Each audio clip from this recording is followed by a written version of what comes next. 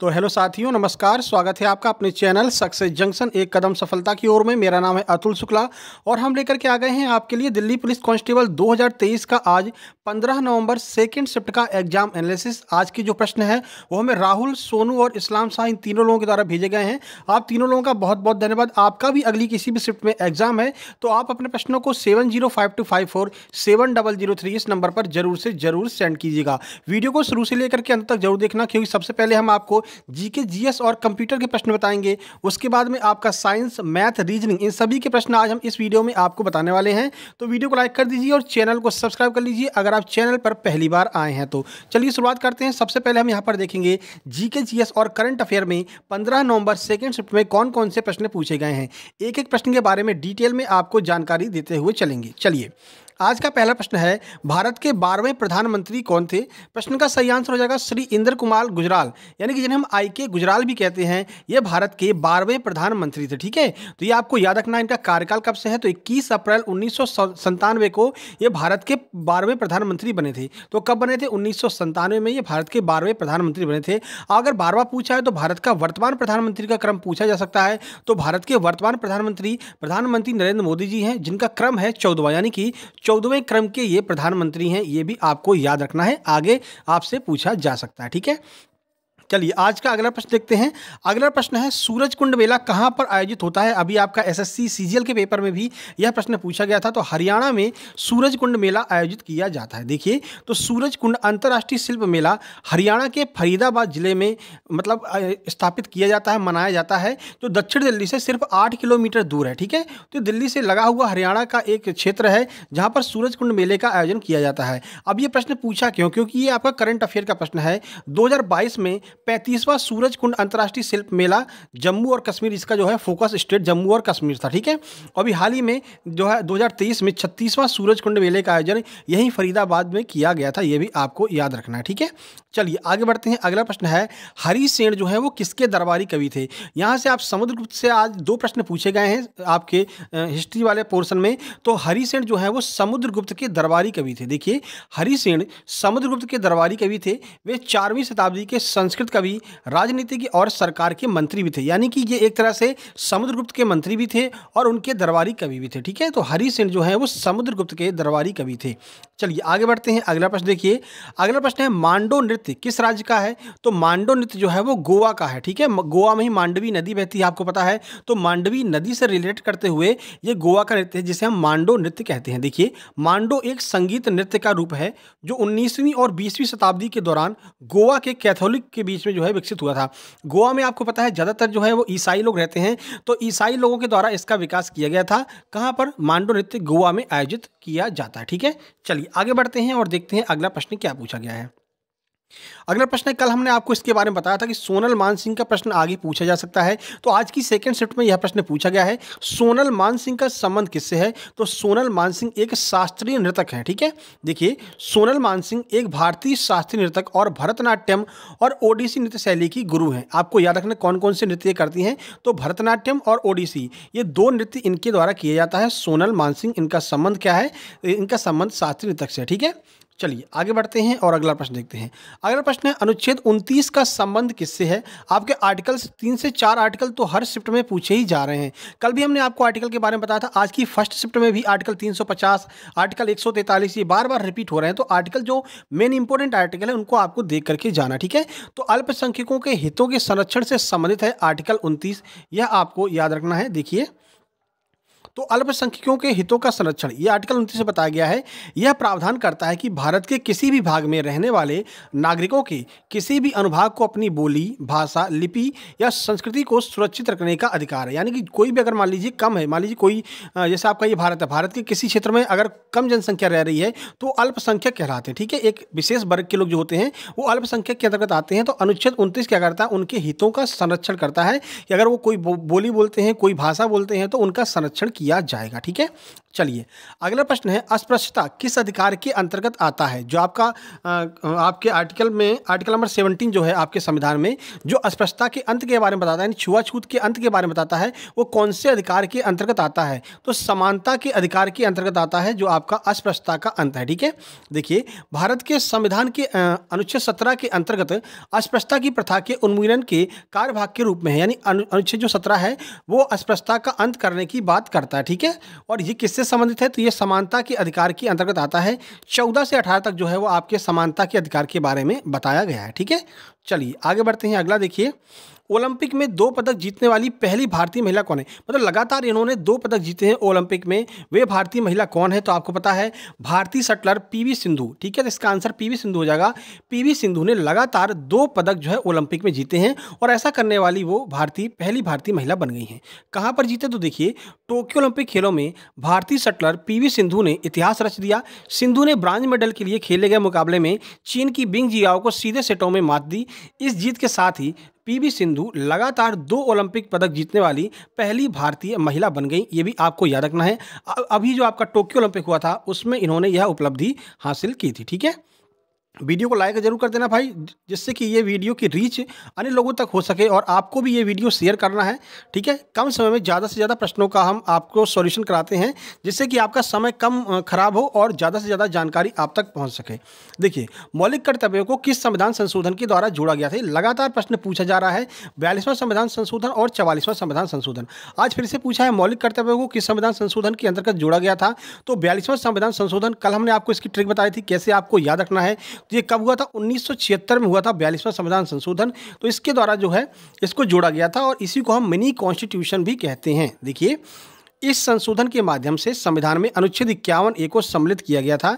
संविधान में मौलिक कर्तव्यों को तत्कालीन सोवियत संघ के संविधान से लिया गया। जो मौलिक कर्तव्य हैं वो सोवियत संघ से लिए गए हैं, जो मौलिक अधिकार हैं वो अमेरिका के संविधान से लिए गए हैं। दोनों में अंतर आपको याद रखना है, नहीं तो कभी कभी कन्फ्यूजन हो जाता। ठीक है, देखिए किस समिति की सिफारिश पर यह प्रश्न आगे बन सकता है, क्योंकि 42वें संविधान संशोधन से लगातार प्रश्न पूछे जा रहे हैं।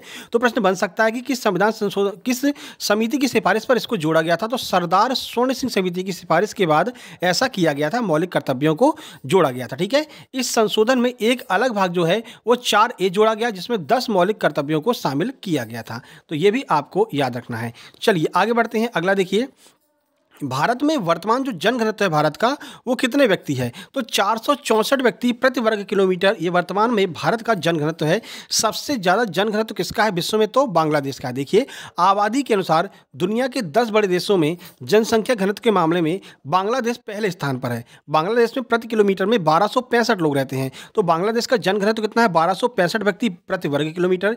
जबकि भारत की बात करते हैं तो भारत में 464 लोग रहते हैं। तो भारत का जनघनत्व 464 व्यक्ति प्रति वर्ग किलोमीटर हो जाएगा। और भारत में भी सबसे ज़्यादा कहाँ पर रहते हैं? तो भारत में सबसे ज़्यादा जो है वो पश्चिम बंगाल में रहते हैं, लगभग 1026। अब ये पश्चिम बंगाल याद कैसे रख सकते हैं?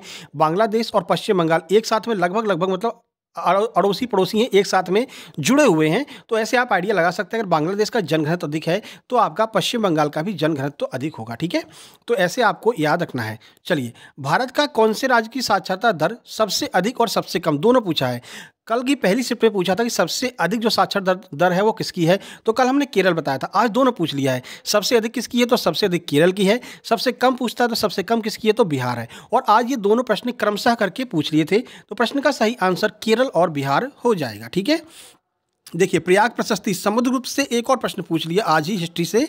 प्रयाग प्रशस्ति अभिलेख का संबंध किससे है? तो समुद्रगुप्त से संबंधित है प्रयाग प्रशस्ति अभिलेख। देखिए सम्राट समुद्रगुप्त के दरबारी कवि हरिसेन के द्वारा इसको लिखा गया था। ठीक है, तो हरिसेन और समुद्रगुप्त से 2 प्रश्न आज पूछे गए हैं। इस लेख को समुद्रगुप्त के द्वारा 370 ईस्वी में कौशाम्बी से लाए गए अशोक स्तंभ पर खुदवाया गया था। इसमें उन राज्यों का वर्णन है जिन्होंने समुद्रगुप्त से युद्ध किया और हार गए थे, यानी कि समुद्रगुप्त ने अपने युद्धों का वर्णन किया है। इसमें जिन जिन युद्धों को उन्होंने जीता है उसका वर्णन इस अभिलेख में किया गया है। हरिसेन के द्वारा इसकी रचना की गई थी और यह समुद्रगुप्त से संबंधित है। आगे बढ़ते हैं। अगला प्रश्न देखिए, दिल्ली की मोती मस्जिद का निर्माण किसके द्वारा करवाया गया? एक बार आपको ध्यान रखना है, दिल्ली की मोती मस्जिद पूछी जा रही है, आगरा की नहीं पूछी जा रही है। तो दिल्ली की मोती मस्जिद का निर्माण औरंगजेब के द्वारा करवाया गया था, ये आपको याद रखना है। देखिए तो मोती मस्जिद दिल्ली की बात करते हैं तो 1659 और 1660 ईस्वी में इसका निर्माण औरंगजेब ने करवाया था। ठीक है, और मोती मस्जिद नई दिल्ली में लाल किला के परिसर में स्थित है, ये भी आपको देखना है। ठीक है, इसे किससे बनवाया गया? तो सफ़ेद संगमरमर का उपयोग करके इसको बनवाया गया है। वहीं अगर आगरा के मोती मस्जिद की बात करते हैं तो आगरा के मोती मस्जिद का निर्माण शाहजहां ने करवाया था। कैसे याद रखेंगे? तो शाहजहां ने ताजमहल बनवाया था, तो आगरा की मोती मस्जिद का निर्माण भी शाहजहां के द्वारा करवाया गया था और दिल्ली वाली का औरंगजेब ने करवाया था। अगला देखिए, थोड़ा सा यहाँ पर कंफ्यूजन वाला प्रश्न पूछा है, 1905 का बंगाल विभाजन किस तिथि को किया गया था? अब देखिए डायरेक्ट प्रश्न पूछते हैं बंगाल विभाजन कब हुआ, 1905 सबको याद रहता है, लेकिन आज पूछा है उन्होंने डेट दे दी है कि 1905 में बंगाल विभाजन हुआ था, हमें पता है, लेकिन आप ये बताइए कि किस डेट को यह लागू हुआ था? तो 16 अक्टूबर से बंगाल विभाजन को लागू करने की तिथि 16 अक्टूबर रखी गई थी। देखिए अगर निर्णय की बात करते हैं कब घोषित किया गया था, तो 19-20 जुलाई 1905 को भारत के तत्कालीन वायसराय करजन के द्वारा इसका विभाजन किया गया था। ठीक है, एक मुस्लिम बहुल प्रांत का सृजन करने के उद्देश्य से ही भारत के बंगाल को दो भागों में बांट दिए जाने का निर्णय लिया गया था। बंगाल विभाजन 16 अक्टूबर 1905 से प्रभावी हुआ था। हालांकि बंगाल में जो लोग भी रह रहे थे उन लोगों ने इसको नहीं माना और इस दिन राखी का त्यौहार मनाया था, लेकिन अगर लागू होने की बात करते हैं तो 16 अक्टूबर को इसको लागू किया गया था। ये आपको याद रखना है। ठीक है, एक पुस्तक आज पूछी गई है, लगभग 2 पुस्तक जो है हर शिफ्ट में पूछी जा रही हैं। तो सेकंड शिफ्ट में पुस्तक पूछी है वाई आई एम एथिस्ट। ये किसकी पुस्तक है? तो शहीद आजम भगत सिंह की पुस्तक है वाई आई एम एथिस्ट। ठीक है, हिंदी की बात करते हैं तो हिंदी में इसको मैं नास्तिक क्यों हूँ, ये किताब भगत सिंह के द्वारा लिखी गई है। उन्होंने लाहौर के सेंट्रल जेल में कैद होने के दौरान इसको लिखा था और इसका प्रथम प्रकाशन लाहौर से ही छपने वाले अखबार दी पीपल में 27 सितंबर 1931 को किया गया था। ठीक है, ये पुस्तक किसने लिखी? शहीद आजम भगत सिंह ने लिखी। कब लिखी? जब वे लाहौर के जेल में कैद थे। और इसका प्रकाशन कहाँ पर किया गया था? तो एक अखबार चलता था लाहौर में, द पीपल। ठीक है, तो 27 दिसंबर 1931 के जो है अखबार में यह पुस्तक छपी थी। चलिए आगे बढ़ते हैं। अगला प्रश्न है जीके जीएस का 3 सेकंड नियम। ये किससे संबंधित है? कौन से खेल से संबंधित है 3 सेकंड का नियम? तो यह बास्केटबॉल से संबंधित है 3 सेकंड का नियम। ठीक है, बास्केटबॉल में कुछ महत्वपूर्ण नियम हैं, जैसे 3 सेकंड नियम। दूसरे नियम के अनुसार खिलाड़ी प्रतिबंधित क्षेत्र में 30 सेकंड से अधिक समय तक नहीं रहना चाहिए, यानी कि एक क्षेत्र होता है, इस क्षेत्र में खिलाड़ी 3 सेकंड से ज़्यादा नहीं रहना चाहिए, नहीं तो उसको फाउल करार दे दिया जाएगा। ठीक है, तो यह नियम बास्केटबॉल से संबंधित है। एक और प्रश्न आज पूछा गया था, योजना आयोग का प्रथम अध्यक्ष कौन था? तो आपको पता है, चाहे वो योजना आयोग हो चाहे वो नीति आयोग हो, दोनों का अध्यक्ष प्रधानमंत्री होते हैं। योजना आयोग का प्रधानमंत्री उस समय कौन था जब योजना आयोग की स्थापना की गई थी? तो पंडित जवाहरलाल नेहरू उस समय जो है प्रधानमंत्री थे। तो योजना आयोग के प्रथम अध्यक्ष कौन हो जाएंगे? पंडित जवाहरलाल नेहरू हो जाएंगे। वर्तमान में अगर आपसे पूछते हैं कि वर्तमान में योजना आयोग जैसे हम नीति आयोग कहते हैं, इसका अध्यक्ष कौन है? तो प्रधानमंत्री नरेंद्र मोदी जो हैं वो वर्तमान में नीति आयोग के अध्यक्ष हैं। आगे की शिफ्ट में आपसे पूछा जा सकता है। तो ये जीके जीएस के प्रश्न थे। और साइंस से भी एक प्रश्न पूछा गया था, सोडियम बाइकार्बोनेट से संबंधित एक प्रश्न पूछा गया था। एग्जैक्ट प्रश्न मिल नहीं पाया कि क्या पूछा था, लेकिन सोडियम बाइकार्बोनेट से एक प्रश्न पूछा गया था। ठीक है, चलिए कंप्यूटर की बात करते हैं। साइंस से मात्र 2 ही प्रश्न आज पूछे गए थे। कंप्यूटर की बात करते हैं, आज कुछ कंप्यूटर के प्रश्न भी हमको मिल गए हैं टॉपिक के अलावा। एक प्रश्न पूछा है Ctrl+N से क्या होता है, ये आपको बताना था। एम्प्टी सेल से संबंधित एक प्रश्न पूछा गया था। बाकी आपको पता है MS Excel 365 से लगभग 5 से 6 प्रश्न पूछे जा रहे हैं। 2 प्रश्न आपके MS वर्ड से पूछे गए हैं। अगर रो को हमें ऑटो फिल करना है तो कौन से कमांड का यूज करेंगे, ये पूछा गया था।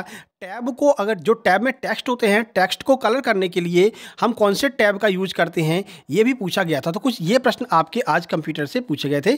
कोशिश करेंगे कि कंप्यूटर में जितने भी प्रश्न पूछे गए हैं उनकी एक सेपरेट वीडियो हम लेकर के आ जाएंगे। ठीक है, चलिए अब मैथ की बात कर लेते हैं। मैथ में कौन कौन से प्रश्न आपके पूछे गए हैं, तो कुछ हमको प्रश्न ही मिल गए हैं। देखिए 1 मीटर, 20 सेंटीमीटर, 3 मीटर और 90 सेंटीमीटर का HCF पूछा गया था। ठीक है, तो ये आपका महत्तम समापरता पूछा गया था। इसको आपको चेंज करना था सेंटीमीटर में सबको। ठीक है, और इसका SCF आपको बताना था। अगला प्रश्न है 14 पुरुष 6 दिन में किसी काम को करते हैं, इसी काम को 20 महिला 8 दिन में करती हैं, तो 7 पुरुष 3 दिन तक काम करते हैं। मतलब कि ये बता दिए कितने लोग कितने दिन में करते हैं। अब क्या होता है, 7 पुरुष 3 दिन तक लगातार काम करते हैं। अब जो बचा हुआ काम है उसे 7 दिन के अंदर समाप्त करने के लिए कितनी महिलाओं की आवश्यकता होगी, यह प्रश्न आपका पूछा। थोड़ा सा बड़ा प्रश्न था और इसको सॉल्व करने में समय भी लग रहा था। ठीक है, अगला प्रश्न देखिए, एक वस्तु को SP पर यानी कि सेलिंग प्राइस पर किसी वस्तु को बेचने पर 30% का लाभ होता है, तो सही लाभ प्रतिशत आपको बताना था। ठीक है, अगला प्रश्न है कोई व्यक्ति अपने वेतन का 25% किराए पर, ठीक है, और शेष का 60% शिक्षा पर खर्च करता है, उसके बाद में उसके पास 360 रुपये बचते हैं, तो बताइए कि उसका वेतन कितना है, मूल वेतन उसका कितना है, यह प्रश्न पूछा गया था। अगला प्रश्न देखिए, 1200 रुपये मूलधन की राशि है, 432 रुपये का उस पर ब्याज प्राप्त होता है। यदि दर और समय का मान बराबर है, यानी कि टी और पी दोनों बराबर है, तो आपको समय बताना था कि कितने समय में यह ब्याज मिला था। ठीक है, चलिए टॉपिक की बात कर लेते हैं। प्रॉफिट और लॉस से एक प्रश्न है, एलसीएम एचसीएफ से एक प्रश्न है, नंबर सिस्टम से 2 प्रश्न है, सिंपल इंटरेस्ट से एक प्रश्न है, एक आपका कंपाउंड इंटरेस्ट से भी प्रश्न पूछा गया है। ठीक है, डिस्काउंट का 2 प्रश्न पूछे गए, डिस्काउंट से टाइम एंड वर्क का एक प्रश्न पूछा गया था। एक प्रश्न कुछ इस तरह था, 25% की एकल छूट 20 और 4% की छूट के अंतर 360 के बराबर है, तो एमआरपी आपको ज्ञात करनी थी। यह प्रश्न भी आपका आज मैथ में पूछा गया था। रीजनिंग की बात कर लेते हैं। लगातार डाइस से प्रश्न आ रहे थे, लोगों ने डाइस तैयार करना शुरू कर दिया, लेकिन आज डाइस से एक भी प्रश्न नहीं पूछा गया है। एक प्रश्न ऐसे पूछा गया, 8:199, समानुपात 5:82, समानुपात क्वेश्चन मार्क 439, और क्वेश्चन मार्क का आपको आंसर बताना था, क्वेश्चन मार्क के स्थान पर क्या आएगा। एक सीरीज पूछी गई थी जिनमें एक पैटर्न फॉलो हो रहा था, मल्टीप्लाई बाई 4 और +2, ये पैटर्न आज फॉलो हो रहा था आज की सीरीज में। सिटिंग अरेंजमेंट का वही 6% वाला एक प्रश्न सिटिंग अरेंजमेंट का पूछा गया है। 2 प्रश्न मिरर इमेज से, फिगर काउंटिंग का एक प्रश्न, ट्रायंगल काउंट करने के लिए, छिपी आकृति के वही 2 प्रश्न, नेक्स्ट आकृति के 3 प्रश्न, एनालॉजी के 2 प्रश्न, नंबर सीरीज से 2 प्रश्न पूछे गए थे, कोडिंग डिकोडिंग से 2 प्रश्न, और कथन और निष्कर्ष का भी एक प्रश्न आपका पूछा गया था। तो ये आज का आपका एग्जाम एनालिसिस हो गया। सारा एग्जाम एनालिसिस कम समय के अंदर हमने आपको करा दिया। अब वीडियो पसंद आ गई, वीडियो को लाइक कर दीजिए, शेयर कर दीजिए अपने दोस्तों के पास में। चैनल पर पहली बार आए तो सब्सक्राइब करके नोटिफिकेशन बेल जरूर दबा लेना। और ये हमारा टेलीग्राम ग्रुप है, यहाँ पर हम आपको फ्री में स्टडी मटेरियल प्रोवाइड कराते हैं, जैसे राकेश यादव सर के क्लास नोट्स मिल जाएंगे, नीतू मैम की इंग्लिश की किताब आपको मिल जाएगी, आदित्य रंजन सर, आदित्य पटेल सर की क्लास नोट्स आपको यहाँ पर फ्री में मिल जाएंगे PDF फॉर्म में। इसको आप ज्वाइन कर लेना, जिसकी लिंक आपको डिस्क्रिप्शन बॉक्स में देखने को मिल जाएगी। सारी किताबें जो नई नई आती हैं वो हम यहाँ पर PDF फॉर्म में अवेलेबल करवा देते हैं। बाकी इस वीडियो की PDF आपको सक्सेस जंक्शन के नाम से एक टेलीग्राम चैनल है, उसको आपको ज्वाइन कर लेना। वहाँ पर आपको इसकी PDF 24 घंटे के बाद में मिल जाएगी। कल के सभी शिफ्ट की PDF अभी हम थोड़ी देर में डलवा दे रहे हैं, ठीक है। बाकी इसके बाद में थर्ड शिफ्ट का एग्जाम ऐसे जैसे ही एग्जाम छूटेगा तुरंत हम लेकर के आ जाएंगे। तो उस एग्जाम एनालिसिस को तुरंत पाने के लिए चैनल को आपको सब्सक्राइब जरूर कर लेना है। जल्दी मिलते हैं एक थर्ड शिफ्ट के एग्जाम एनालिसिस में, तब तक के लिए नमस्कार, धन्यवाद।